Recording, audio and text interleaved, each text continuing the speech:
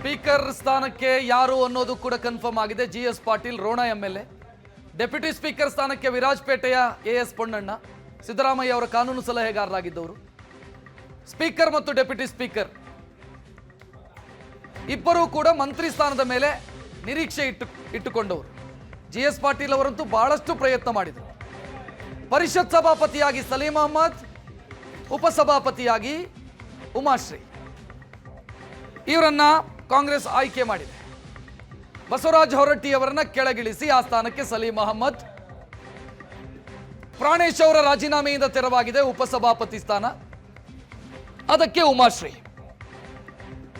Speaker UT Khader ಅವರು ಮಂತ್ರಿಯಾಗಿದ್ದಾರೆ, speaker ಆಗಿದ್ದವರು, ಖಾಲಿ ಇದೆ ಸ್ಥಾನ. ಆ ಸ್ಥಾನ GS ಪಾಟೀಲ್ ಅವರನ್ನ ಕಾಂಗ್ರೆಸ್ ಆಯ್ಕೆ ಮಾಡಿದೆ.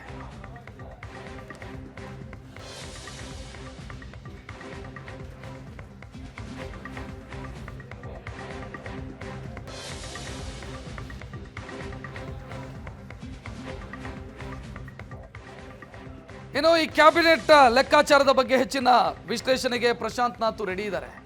ಪ್ರಶಾಂತ್ ನಾಥ್, ಈಗ ಬಣಗಳ ಪೈಕಿ ಯಾರ ಕೈ ಮೇಲಾಯಿತು ಅಂತ ಲೆಕ್ಕ ಹಾಕಿದ್ರೆ ಯಾವ ರೀತಿ ಇದನ್ನು ವಿಶ್ಲೇಷಣೆ ಮಾಡ್ಬೋದು? ಯಾಕಂತಂದ್ರೆ ಮಹದೇವಪ್ಪ ಅವರನ್ನ ಕ್ಯಾಬಿನೆಟ್ಗೆ ತರೋದಕ್ಕೆ ಸಿದ್ದರಾಮಯ್ಯ ಅವರಿಗೆ ಸಾಧ್ಯ ಆಗಲಿಲ್ಲ, ವೆಂಕಟೇಶ್ ಅವರನ್ನು ತರೋದಕ್ಕೆ ಸಾಧ್ಯ ಆಗಲಿಲ್ಲ, ರಾಯರೆಡ್ಡಿ ಇನ್ನಾಗಿದ್ದಾರೆ, ಅಶೋಕ್ ಪಟ್ಟಣಿಗೆ ಅವಕಾಶ ಕೊಡೋದಕ್ಕೆ ಸಾಧ್ಯ ಆಗಲಿಲ್ಲ.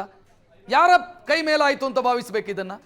ಇಲ್ಲ ನೋಡಿ, ಸಿದ್ದರಾಮಯ್ಯನವ್ರದ್ದು ಎಷ್ಟು ಅಂದುಕೊಂಡಿದ್ವೋ ಅದಕ್ಕಿಂತ ಜಾಸ್ತಿ ನಡೆದಿದೆ ಅನ್ನೋದು ಪಟ್ಟಿ ನೋಡಿದಾಗ ಸ್ಪಷ್ಟ ಆಗುತ್ತೆ. ಯಾಕಂದರೆ ಬಸವರಾಜ ರಾಯರೆಡ್ಡಿ ಕಳೆದ ಬಾರಿ ಸಿದ್ದರಾಮಯ್ಯನವರು ಮುಖ್ಯಮಂತ್ರಿ ಆಗಿದ್ದಾಗಲೇ ಮಂತ್ರಿ ಆಗಿರಲಿಲ್ಲ. HK ಪಾಟೀಲ್ರಂಥ ಒಬ್ಬ ಹಿರಿಯರನ್ನು ಕೈ ಬಿಟ್ಟಾಗ ಇನ್ನೊಬ್ಬ ಹಿರಿಯರು ಯಾರಾದರೂ ಕ್ಯಾಬಿನೆಟ್ನಲ್ಲಿ ಇರಬೇಕು, ಆ ರೀತಿಯ ಕಾನೂನು ಬಲ್ಲವರು ಅನ್ನುವ ಕಾರಣಕ್ಕೋಸ್ಕರ ಬಸವರಾಜ ರಾಯರೆಡ್ಡಿ ಅವರಿಗೆ ಸಂಪುಟದಲ್ಲಿ ಸ್ಥಾನವನ್ನು ನೀಡಲಾಗಿದೆ. ಕೊಪ್ಪಳದಲ್ಲಿ ಶಿವರಾಜ್ ತಂಗಡಗಿ ಮಂತ್ರಿ ಆಗ್ತಿರೋದ್ರಿಂದ ಅಕ್ಕಪಕ್ಕದ ಜಿಲ್ಲೆಗಳಲ್ಲಿ ಮಂತ್ರಿ ಮಾಡಲಿಕ್ಕೆ ಸಾಧ್ಯ ಇಲ್ಲ ಅಂತಕ್ಕಂಥದ್ದಿತ್ತು. ಆದರೆ ಬಸವರಾಜ ರಾಯರೆಡ್ಡಿ ಅವರು ಈ ಸಂಪುಟದಲ್ಲಿ ಸ್ಥಾನ ಪಡೆದಿರೋಕ್ಕೆ ಪ್ರಮುಖ ಕಾರಣ ಸಿದ್ದರಾಮಯ್ಯನವರು ಅನ್ನೋದು ಸ್ಪಷ್ಟ. ಇನ್ನೊಂದು ಹೆಸರು ಸಂತೋಷ್ ಲಾಡ್. DK ಶಿವಕುಮಾರ್ ಯಾವುದೇ ಕಾರಣಕ್ಕೂ ಹಿಂದೆ ಸಂತೋಷ್ ಲಾಡ್ರನ್ನು ಕಾಂಗ್ರೆಸ್ನ OBC ಅಧ್ಯಕ್ಷರನ್ನಾಗಿ ಮಾಡಲಿಕ್ಕೂ DK ಶಿವಕುಮಾರ್ ಬಿಟ್ಟಿರಲಿಲ್ಲ. ಈ ಬಾರಿ ಶ್ರೀನಿವಾಸ್ ಮಾನೆ ಹೆಸರು ಭಾಳ ದೊಡ್ಡದಾಗಿ ಕೇಳಿ ಬರ್ತಾಯಿತ್ತು. ಶ್ರೀನಿವಾಸ್ ಮಾನೆ ಸಂಪುಟ ಸೇರ್ಪಡೆ ಆಗ್ತಾರೆ, RG ಅಂದರೆ ರಾಹುಲ್ ಗಾಂಧಿ ಕೂಡ ಶ್ರೀನಿವಾಸ್ ಮಾನೆ ಬಗ್ಗೆ ಒಬ್ಬ ಸಿಂಪತಿ ಇದೆ ಅನ್ನುವ ರೀತಿಯಲ್ಲಿ ಮಾತನಾಡಲಾಗ್ತಾ ಇತ್ತು. ಆದರೆ ಸಂತೋಷ್ ಲಾಡ್ ಈ ಸಂಪುಟದಲ್ಲಿ ಸ್ಥಾನ ಪಡೀಲಿಕ್ಕೆ ಪ್ರಮುಖವಾಗಿರ್ತಕ್ಕಂಥ ಕಾರಣ ಸಿದ್ದರಾಮಯ್ಯನವರು ಅನ್ನೋದು ಸ್ಪಷ್ಟ.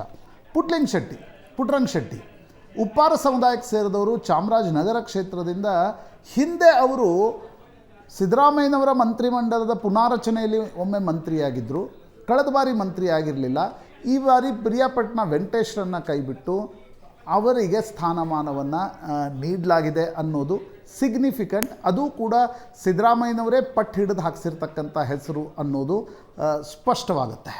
ಜೊತೆಗೆ ನರೇಂದ್ರ ಸ್ವಾಮಿ ಮಂಡ್ಯ ಜಿಲ್ಲೆಯಲ್ಲಿ ಚಲುವರಾಯಸ್ವಾಮಿ ಮಂತ್ರಿ ಆಗಿರೋದ್ರಿಂದ ಇನ್ನೊಬ್ಬರನ್ನು ಮಂತ್ರಿ ಮಾಡಲಿಕ್ಕಾಗಲ್ಲ. ಹೀಗಾಗಿ ಆನೇಕಲ್ ಶಿವಣ್ಣ ಅವರ ಹೆಸರು ಕೇಳಿ ಬರ್ತಾ ಇತ್ತು. ಆದರೆ ಸಿದ್ದರಾಮಯ್ಯನವರು ಪಟ್ಟು ಹಿಡಿದು ನರೇಂದ್ರ ಸ್ವಾಮಿ ಹೆಸರನ್ನು ಹಾಕ್ಸಿದ್ದಾರೆ. ಶಿವರಾಜ್ ತಂಗಡಗಿ ಬೈ ಡಿಫಾಲ್ಟ್ ಮಂತ್ರಿ ಆಗವರೇ ಇದ್ದರು, ಸಿದ್ದರಾಮಯ್ಯನವರ ಅತ್ಯಂತ ಬೆಂಬಲಿಗರು ಕೂಡ ಹೌದು. ಅವರೂ ಕೂಡ ಮಂತ್ರಿ ಆಗ್ತಾ ಇರೋದು ಸಿದ್ದರಾಮಯ್ಯನವರ ಬಣದ ಕಾರಣದಿಂದ ಅಂತಕ್ಕಂಥದ್ದು ಸ್ಪಷ್ಟ. ಇನ್ನು ಆ ಕಡೆ ಈ ಕಡೆ ಇದ್ದವರು ತುಂಬ ಜನ ಇದ್ದಾರೆ. ಅಧಿಕಾರ ಪಾಲಿಟಿಕ್ಸ್ನಲ್ಲಿ ನಾವು ನೋಡ್ತೀವಿ, ಈ ಕಡೆ ಇರ್ತಾರೆ, ಆ ಕಡೆ ಬರ್ತಾರೆ, ಆ ಕಡೆ ಬರ್ತಾರೆ, ಈ ಕಡೆ ಇರ್ತಾರೆ. ಆದರೆ ಈ 4-5 ಹೆಸರುಗಳು ಸಿದ್ದರಾಮಯ್ಯನವರ ಕಾರಣದಿಂದ ಒಳಗಡೆ ಬಂದಿರತಕ್ಕಂಥದ್ದು.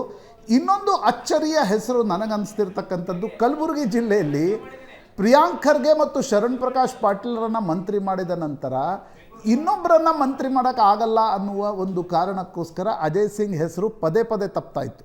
ಅಜಯ್ ಸಿಂಗ್ ಮತ್ತು ಪ್ರಿಯಾಂಕ್ ಖರ್ಗೆ ಹೆಚ್ಚು ಕಡಿಮೆ ಒಂದೇ ಅವಧಿಯಲ್ಲಿ, ಒಂದೇ ವಯಸ್ಸಿನವರು ಕೂಡ ಹೌದು, ಒಂದೇ ಅವಧಿಯಲ್ಲಿ ವಿಧಾನಸಭೆಗೆ ಬಂದವರು. ಇಬ್ಬರ ತಂದೆಯವರು ಕೂಡ ಬಹಳ ঘনিಷ್ಠ ಮಿತ್ರರಾಗಿದ್ದರು ಕಾಂಗ್ರೆಸ್ನಲ್ಲಿ. ಆದರೆ ಅಜಯ್ ಸಿಂಗ್ಗೆ ಸ್ಥಾನ ಸಿಕ್ಕಿರಲಿಲ್ಲ. ಈ ಬಾರಿ ರಹೀಂ ಖಾನ್ರನ್ನು ಡ್ರಾಪ್ ಮಾಡಿ ಅಜಯ್ ಸಿಂಗ್ರಿಗೆ ಮಾತನಾಡ್ತಾರೆ. ಪ್ರಶಾಂತ್ ನಾಥ್, ತಾವು ಆಗ್ಲೇ ಹೇಳ್ತಾ ಇದ್ದೀರಿ ಸಿದ್ದರಾಮಯ್ಯ ಬಯಸಿದ್ದನ್ನ ಪಡೆದಿದ್ದಾರೆ ಅಂತ. ಅಂದ್ರೆ ಸರ್ಕಾರ ನಿಮ್ದು, ಸಿಸ್ಟಮ್ ನಮ್ಮದು ಅಂತ ಮೆಸೇಜ್ ಆಯ್ತು ಅಲ್ಲ? ಅಷ್ಟು ಹಂಗಂತ ಹೇಳ ಅಂದರೆ ಪೂರ್ತಿಯಾಗಿ ಅವ್ರಿಗೆ ಸಿಂಹಪಾಲು ಸಿಕ್ತು ಅಂತಕ್ಕಂಥ ಶರ ಬರೀಲಿಕ್ಕಾಗಲ್ಲ. ಬಟ್ ನಿಶ್ಚಿತವಾಗಿ ಸಿದ್ದರಾಮಯ್ಯನವರು ಕೆಳಗಿಳಿಯುವಾಗ ಮೊದಲನೇ ಪಟ್ಟಿಯಲ್ಲಿ ಮಗನ ಹೆಸರನ್ನು ಸೇರಿಸಿದ್ರಿಂದ ಸಂತೋಷ್ ಲಾಡ್ ಈ ರೀತಿಯ ಅವರ ಕಟ್ಟ ಬೆಂಬಲಿಗರು ಯಾರಿದ್ದಾರೆ, ಜಮೀರ್ ಅಹ್ಮದ್ ಖಾನ್, ಇಷ್ಟೆಲ್ಲ ಅವ್ರ ಮಧ್ಯೆ ಕಂದಕ ಇದೆ ಅನ್ನೋದು ಅವ್ರಿಗೆ ಆಗ ಗೊತ್ತಿರಲಿಲ್ಲ. KJ ಜಾರ್ಜ್, ಭೈರ್ತಿ ಸುರೇಶ್ ಹೆಸರನ್ನು ಅವರು ಸೇರಿಸಿದ್ರು. ಮಗನನ್ನು ಸೇರಿಸಿದಾಗ ಉಳಿದವರನ್ನು ಸೇರಿಸ್ಲಿಕ್ಕೆ ಅವ್ರ ಪಟ್ಟಿ ಹಿಡಿಲಿಲ್ಲ ಅಂತಕ್ಕಂಥದ್ದು ಅವರ ಬೆಂಬಲಿಗರಲ್ಲೇ ಸ್ವಲ್ಪ ಮಟ್ಟಿಗೆ ನಿರಾಸೆ ಇತ್ತು. ಆದರೆ ಎರಡನೇ ಪಟ್ಟಿಯಲ್ಲಿ ಸಾಧ್ಯವಾದಷ್ಟು, ಈಗ ಉಮಾಶ್ರೀ ವಿಧಾನ ಪರಿಷತ್ನಲ್ಲಿ ಡೆಪ್ಯೂಟಿ ಸಭಾಪತಿಯಾಗಿ ಅವರ ಹೆಸರನ್ನು ಹೈಕಮಾಂಡ್ ಸೂಚಿಸಿದೆ. ನನಗನ್ಸುತ್ತೆ ಅದು ಕೂಡ ಒಂದು ಆಶ್ಚರ್ಯದ ಸಂಗತಿ. ಸ್ಪೀಕರ್, ಡೆಪ್ಯೂಟಿ ಸ್ಪೀಕರ್, ಸಭಾಪತಿ, ಉಪಸಭಾಪತಿಗಳ ಹೆಸರುಗಳನ್ನು ಒಂದು ರೀತಿಯ ಅಟ್ಲೀಸ್ಟ್ ಇಲ್ಲೇ ನಾವು ಮಾಡಿದ್ದೀವಿ ಅನ್ನುವ ರೀತಿಯಲ್ಲಿ ಆದರೂ ಇರಬೇಕಿತ್ತು. ಅದು KC ವೇಣುಗೋಪಾಲ್ ಲೆಟರ್ ಹೆಡ್ನಲ್ಲಿ ಬಂದಿರತಕ್ಕಂಥದ್ದು ನನಗನ್ಸುತ್ತೆ ಗುಡ್ ಪ್ರಾಕ್ಟೀಸ್ ಅಲ್ಲ.